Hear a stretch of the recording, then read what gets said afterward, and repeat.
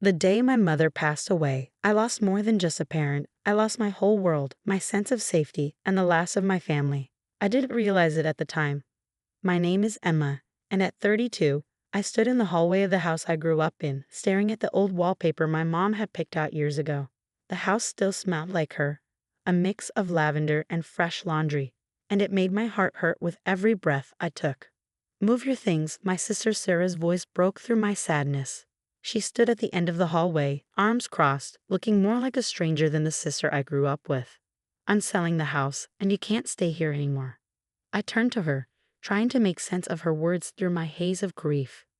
What are you talking about? This is my home too. Mom left it to both of us.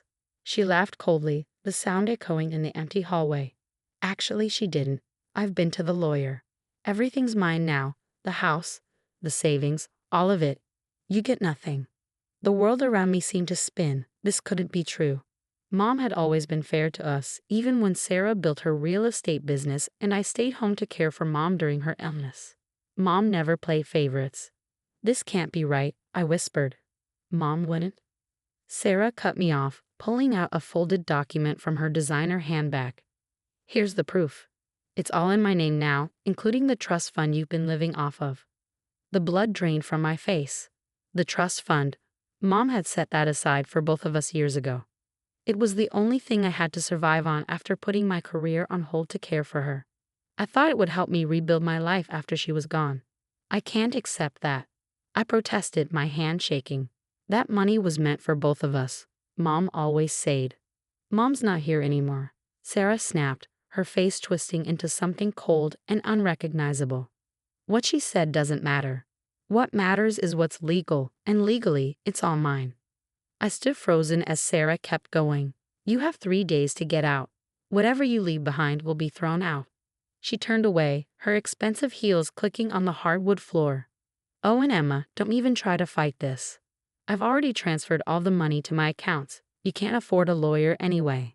As she walked away, I saw her smirk in the hallway mirror. She had been waiting for this moment. I realized then that while I had spent the last 2 years caring for our dying mother, Sarah had been planning. But what she didn't know was that Mom had told me something important weeks before she passed. 3 weeks before her death, when she was having one of her clearer days, Mom had pulled me aside. Emma, she said, her thin hand gripping mine with surprising strength. There's something you need to know, something about the will. I pushed the memory aside, focusing on the present.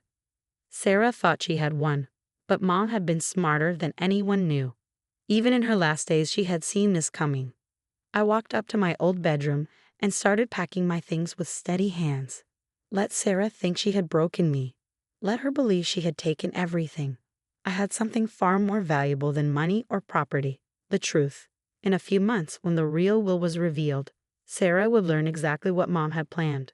But for now, I had to play my part. I packed quickly, only what I needed.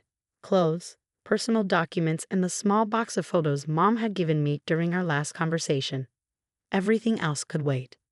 As I carried my bags downstairs, Sarah was in the kitchen, making calls about selling the house. Her voice echoed through the air, discussing property values like our childhood home was just another thing to flip. Leaving so soon?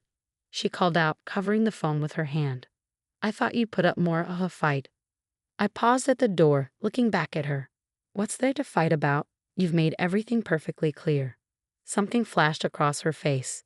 Disappointment, maybe, or suspicion at how easily I accepted it, but she quickly covered it with another smirk. Well, good. At least you're being reasonable for once. I nodded, shouldering my bag. Goodbye, Sarah. I hope you get everything you deserve. She didn't catch the double meaning. Already she was back to her phone call, dismissing me as though I didn't matter. I stepped out into the cool autumn air and let the door click shut behind me.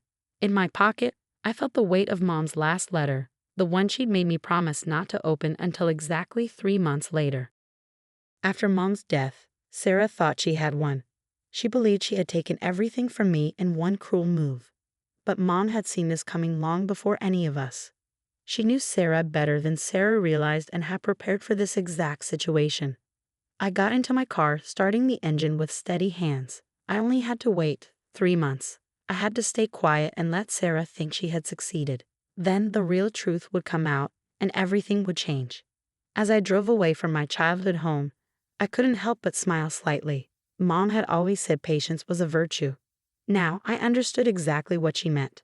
The next 3 months felt like the longest of my life. I found a small studio apartment across town, using what little savings I had left in my personal account, the only money Sarah couldn't touch. The apartment was tiny, nothing like the big family home, but it was mine. I got a job at a local bookstore, working long hours to keep my mind off the waiting. Every night, I came home and looked at Mom's sealed letter, fighting the urge to open it early. Mom had insisted. 3 months exactly. Promise me, Emma.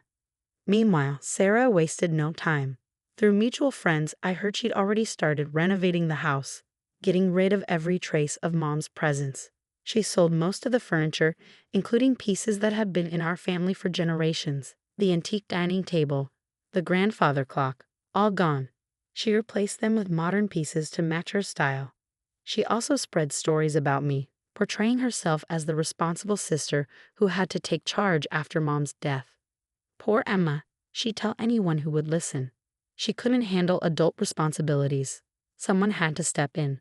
The irony wasn't lost on me. While she was busy creating her version of things, I was working 60-hour weeks, learning to stand on my own without the trust fund I had relied on for so long. Finally, exactly 3 months after Mom's death, I sat down at my small kitchen table and opened the letter with trembling hands. Inside was a single key and a handwritten note. My dearest Emma, if you're reading this, then everything has happened exactly as I feared it would.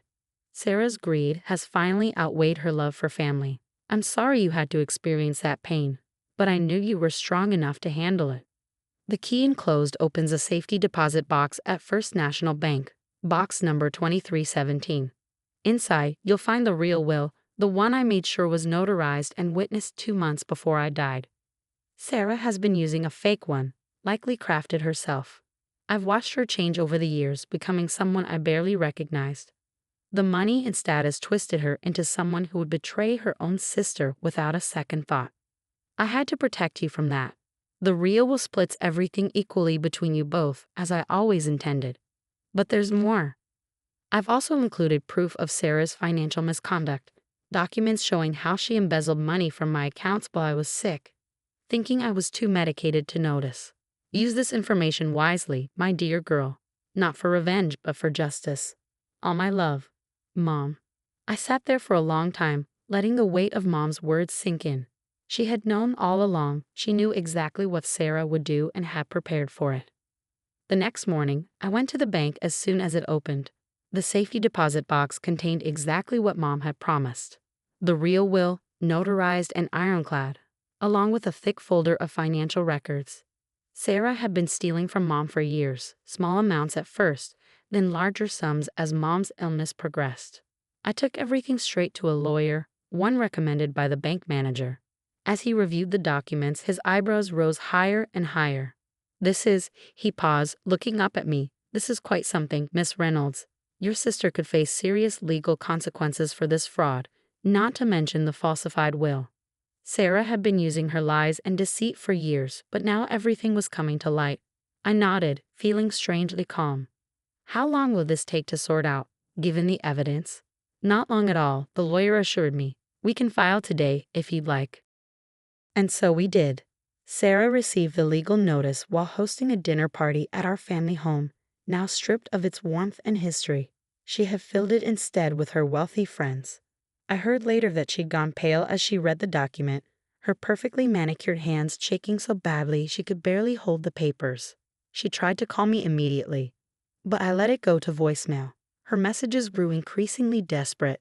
Emma, we need to talk about this. Please, you don't understand. We can work something out. Don't do this to me. But it was too late. The truth was out, and there was nothing she could do to stop it. The legal proceedings moved quickly. The real will was validated, Sarah's fraud was exposed, and suddenly the tables had turned completely. Not only would everything be split equally, as Mom had intended, but Sarah was facing potential criminal charges for her financial crimes. She showed up at my apartment one rainy evening, mascara running down her face. How could you do this to me? She demanded. I'm your sister. I looked at her, really looked at her, and felt nothing but pity. That's exactly what I wondered 3 months ago, I replied quietly, when you threw me out of our home and took everything Mom left for both of us. I needed it more than you, she shouted, her composure cracking. Look at my life, my status. I couldn't lose any of it, and I couldn't lose my sister. I said simply, but I did. Long before Mom died, you chose money over family, Sarah. These are just the consequences. She left that night, broken and defeated, finally understanding what she had lost. Not just the money or the house, but something far more valuable, trust. Once broken, it's not easily repaired. In the end, justice was served, but it brought me no joy. The house was sold, and the proceeds split equally. The trust fund was restored, with Sarah required to repay everything she'd stolen. She avoided jail time but received probation and hefty fines. I bought a small house of my own, not far from where Mom's favorite park was. It's nothing grand, but it's filled with the family furniture I managed to buy back from the people Sarah had sold it to. The antique dining table sits in my kitchen, and the grandfather clock chimes just like it used to. Sometimes, on quiet evenings, I sit at that table and look at Mom's letter, marveling at her foresight and wisdom. She had known that money could corrupt, that greed could destroy even the strongest family bonds. But she also knew that truth, patience, and justice would prevail in the end. Sarah and I haven't spoken since that night at my apartment. Last I heard, she'd moved to another state, starting over where nobody knew her story. Sometimes I wonder if she ever thinks about what she lost, if she regrets choosing wealth over family. As for me, I found peace in my new life. The bookstore offered me a management position, and I'm slowly building a career I love. More importantly, I'm surrounded by the memories Mom left behind, not just in the furniture or the house, but in the lessons she taught me about patience, integrity, and the true meaning of family. Mom's final gift wasn't the money or the proof of Sarah's crimes. It was the understanding that some things, truth, justice, and self-respect, are worth waiting for. And sometimes the best revenge isn't revenge at all. It's simply letting the truth come to light in its own time.